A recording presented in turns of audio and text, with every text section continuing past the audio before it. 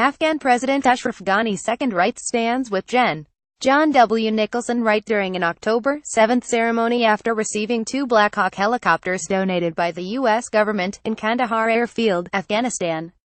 Masood Hosseini. John W. McNicholson settles into his wood-paneled office inside the American military headquarters in Kabul.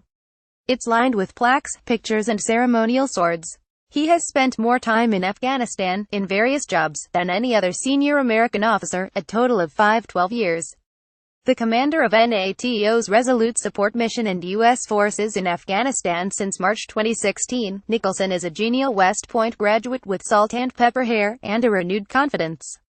That is because the White House has given him more authority to attack the Taliban, more warplanes and drones to mount punishing airstrikes, and a few thousand more American troops to advise the Afghans. Just 8 months ago, Nicholson told Congress that the Afghan fight was at a stalemate. Now, he tells NPR, with the policy decision announced by President Trump, the Taliban can't win. It sets the conditions to get to a peaceful resolution of this conflict. But is it still a stalemate? Nicholson says, it's still a stalemate right now. I mean, the authority, the troops, the air power are newly arrived. I've literally gotten these in the last 6 weeks. But with these, we can move now in the right direction. There has been little detail in Washington about the new Trump strategy. Even senators say they've been kept in the dark. Just last week, Sen. John McCain, the Arizona Republican who chairs the Armed Services Committee, lashed out at Defense Secretary Jim Mattis and Joint Chiefs Chairman Joe Dunford. In the 6 weeks since the president made his announcement, this committee and the Congress, more broadly, still does not know many of the crucial details of this strategy, McCain told the pair. This is totally unacceptable. I repeat, this is totally unacceptable. In his interview with NPR earlier this month, Nicholson laid out some details. The general says key parts of the strategy include, over the next several years, doubling the size of the Afghan commando force, the Army's best fighters, currently numbering about 17,000, and doubling the size of the Afghan Air Force, providing its pilots with modern American Black Hawk helicopters to replace its aging Russian ones. With pressure on their sanctuaries outside the country, with military pressure inside the country, we believe that significant portions of the Taliban will then choose to rejoin society. John Nicholson. Maybe more importantly, the troop drawdowns and deadlines set by the Obama administration are no more. Conditions on the ground, success against the Taliban, will be the new metric as the U.S. enters the 17th year of its war in Afghanistan. Doing away with deadlines, says Nicholson, is absolutely critical because the Taliban can no longer just wait until the Americans leave. Also critical is what Nicholson calls the Pakistan peace. That is shorthand for getting rid of the Taliban safe havens in Pakistan, just across the border. What is uncertain is how this will happen, though some officials in Washington suggest possible U.S. military action, likely drone strikes, against these safe havens if Pakistan doesn't move to eliminate them. Since the terrorist attacks of September 11, 2001, Pakistan has ignored pleas, threats and the withholding of aid money from the U.S. to eliminate these sanctuaries, which the Taliban uses to plan and regroup.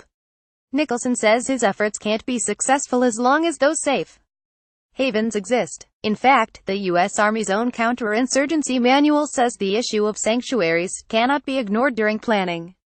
Effective counterinsurgency operations work to eliminate all sanctuaries. The president said no partnership can survive when one of the partners is providing safe haven to terrorists who are attacking the other, says Nicholson.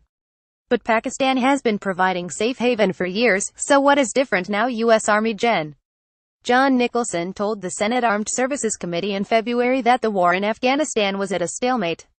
Alex Wong at Images. Well, number one, that's different, Nicholson says, is that those conversations are taking place at the highest levels of government, and I don't want to insert myself into that. Top-level officials from Washington already have met with Pakistani leaders, pressing them to end these sanctuaries. More talks are expected in the coming weeks. Nicholson is convinced that the twin effect of going after Taliban sanctuaries in Pakistan and putting military pressure on the Taliban inside Afghanistan will pay off. With pressure on their sanctuaries outside the country, with military pressure inside the country, says Nicholson, we believe that significant portions of the Taliban will then choose to rejoin society. But some military officers and regional experts in Washington believe that is too optimistic. The Taliban have proved resilient, have plenty of weapons and enjoy public support in the southern part of Afghanistan. In that region, the national government is not popular, sometimes seen as predatory, with Afghan police and other officials demanding money or harassing the local population and unable to provide basic services. We're there to advise, not to engage in combat. John Nicholson. The Taliban either control or exert influence in about 40% of Afghanistan, an area that is home to about a third of the population, 11 million people. Former Deputy Secretary of State Richard Armitage recently told NPR that the U.S. should not add troops but withdraw some and focus only on what is in the U.S. national interest, going after the remnants of al-Qaeda and ISIS in Afghanistan. Armitage says the U.S. has spent too much time and effort on training Afghan troops who do not necessarily support their own government, which has too often been corrupt and ineffectual. Afghanistan remains one of the poorest countries in the world. We can train Afghan soldiers again. We can equip Afghan soldiers again, Armitage says. But what we can't do is make the Afghan government worthy of their sacrifice. They're not willing to die for that government. Andrew Wilder, an Afghanistan expert at the U.S. Institute of Peace, has another concern. The new Trump strategy places too much emphasis on military action and not enough on diplomacy, he says. Nicholson prepared for a handover ceremony in April at Leatherneck Camp in Lashkargah, as U.S. Marines returned to Helmand Province. Wakil Sarif BGT images. Right now, we're focusing on inflicting pain and not offering the talks peace, says Wilder. I'm worried that on one hand, we're putting the pressure on, and on the other hand, well, let's take the table away. Nicholson disagrees with Armitage's assessment, and says the U.S. must focus both on training Afghans and going after terrorism in Afghanistan. He also disagrees with Armitage about the Afghan government, saying President Ashraf Ghani is finally tackling corruption and appointing solid military commanders. What's more, says Nicholson, internal polling by the U.S. shows that the Taliban is rejected by 87% of the population. One long-standing problem is that Kabul has been disconnected from local areas, particularly in the rural south. But Nicholson says that next year, for the first time, district representatives will be elected, rather than appointed, and that will finally connect the countryside to the national government. And as far as negotiating with the Taliban is concerned, Nicholson says there has been outreach to the Taliban at the local level by village and tribal elders, including multiple peace assemblies that drew thousands, including tribes with links to the Taliban. And he says Taliban fighters in Pakistan are indicating they're tired of fighting. But he acknowledges the Taliban political office in Qatar, which formally opened in 2013 for peace talks, but Trump opposes, could close. That conversation is going on at the national level between our government and the Afghan government, the general says. There are pros and cons to that. I'll just leave it at that. Ghani, Nicholson points out, says the Taliban office is not being used for the peace process. It's being used for fundraising for the Taliban inside the Gulf, and again, they've not been advancing the peace process, Nicholson says.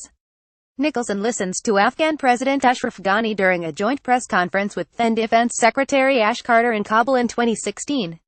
Shah Marif BGT images. The military pressure on the Taliban is now centered on Afghan forces, with a new twist punishing American airstrikes that have doubled over the past year. These include the use of drones, B-52 and F-16 fighter jets. And to assist in the current and future fight, the U.S. is sending another 4,000 troops to Afghanistan. The number of American troops next year in Afghanistan will increase from 11,000 to roughly 15,000. Many of them will be hand-selected because of their previous Afghan experience, and they will get extra training at Fort Benning, GA. Nicholson said small advisory teams will work with Afghan forces at lower levels, closer to frontline fighting. But he emphasizes that Americans are not there to fight. We're there to advise, says Nicholson, not to engage in combat. Still, he acknowledges that being closer to the battle, even going out on missions, could mean more American casualties. There's no telling in the fluid battlefield. They could come in harm's way, he says. At the height of the war in 2010 and 2011, some 140,000 U.S. and NATO troops were fighting, but they could still not seal a victory against the Taliban. Nicholson has a ready explanation. We only had 140,000 troops for a period of about 18 months in a 16-year war, he says. And, in a view shared by a number of senior officers who served in Afghanistan, the troops left too soon. As a military commander, we drew down too far, too fast, Nicholson says. And that led to many challenges we faced the last couple of years. We pulled off the Afghan units too soon. And now we're fixing that. Nicholson says the goal is to get Afghanistan to a manageable level of violence. The key, he says, is not to eliminate all violence, but to bring it to a level at which it can be finally controlled by Afghan government forces. When will that level be achieved? Nicholson says it will take about 5 years.